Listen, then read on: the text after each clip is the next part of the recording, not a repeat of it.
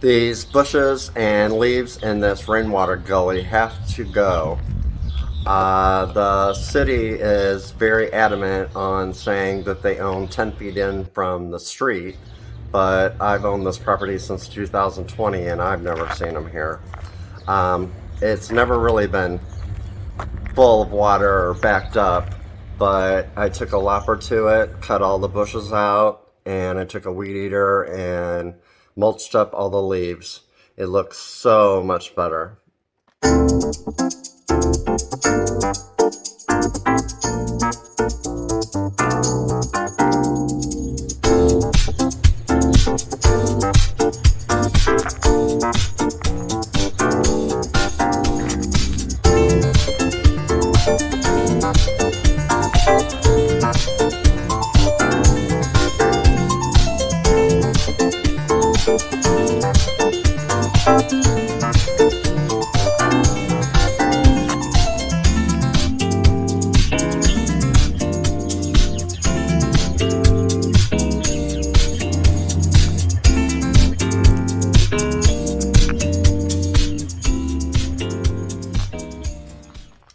Alright, guys, I'll see you in the next one.